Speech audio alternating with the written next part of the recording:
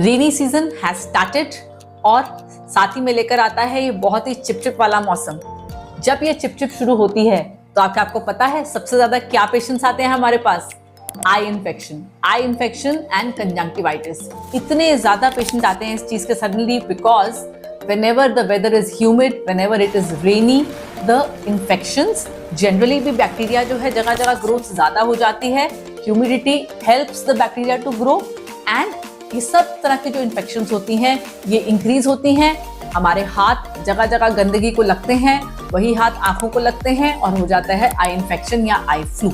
So eye flu is the most common thing that happens during the monsoon season as far as the eye problems are concerned and it can be really problematic. आपको याद होगा कुछ साल पहले दिल्ली में एक छोटा सा एपिडेमिक टाइप का ही आया था जिसमें हर घर में सबको इन्फेक्शन हो रही थी, आई फ्लू बहुत ज्यादा हुआ था। Yes, that happens only and only during this period जब बारिशें होती हैं। उस समय तो फ्लड्स आ गए थे इसलिए बात ज्यादा बढ़ गई थी। तो क्या कर सकते हैं हम अपने आप को इन इन्फेक्शन से प्रिवेंट करने के लिए, बचाने के लिए? सबसे पहले ये समझना जरूरी है कि ये इन्फेक्शन आई कैसे, हवा से नहीं आती है। It always comes when you touch a dirty surface, जहाँ पे वो बैक्टीरिया है उसको आपने छुआ, फिर आपने उसी हाथ से अपनी आंख को छुआ और वो आंख में वो बैक्टीरिया चला गया और तो ही इन्फेक्शन आती है। अदरवाइज देयर इज नो वे, हवा से उड़ के आई फ्लू नहीं आता है। So this is basically bye contact. अब इसके लिए क्या करना है हमें ये करना है कि अगर हमें पता है कि हमारे आसपास किसी को आई फ्लू हो रहा है तो थोड़ा डिस्टेंस मेंटेन करके रखना है। जिस बच्चे को आई फ्लू हो रहा है तो पेरेंट्स को कोशिश करनी चाहिए बच्चे को स्कूल बिल्कुल नहीं भेजें।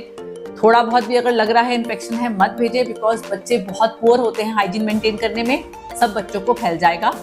That is one very important thing. Also जैसा मैंने बताया सबसे इंपॉर्टेंट, हाथ गंदे, आंखों को छूना। तो पहले तो अपने हाथ बार बार फ्रिक्वेंटली वॉश करें या सैनिटाइज करें।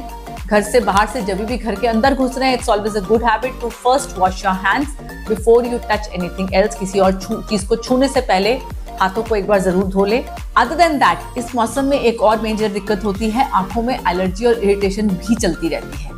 इसी एलर्जी और इरिटेशन के चक्कर में हमारा मन करता है कि बार बार हम आंखों को रब करें और मसलें, and that is where we catch the infection अगर हाथों में बैक्टीरिया लग चुका है।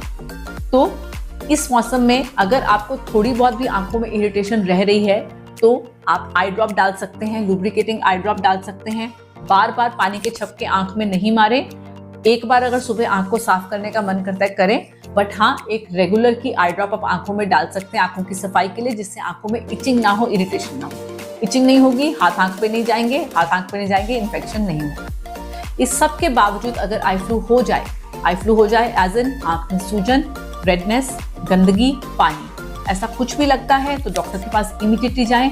जल्दी दवाई शुरू करने पे काफी बार ये जल्दी कंट्रोल आ जाती है, बट एक बार हो गई इन्फेक्शन तो मेजरली ध्यान रखें कि दूसरी आंख में नहीं हो और बाकी घर वालों को ना हो, वो ज्यादा इंपॉर्टेंट है। इरिटेशन के लिए, दर्द के लिए आप ठंडा सेक भी कर सकते हैं अगर आपको आई फ्लू हो रखा है। मेजरली आई फ्लू आपका 7 से 10 दिन में जनरली रिजॉल्व कर जाता है। सो मॉनसून के दिनों में अपनी आंखों का ध्यान रखें।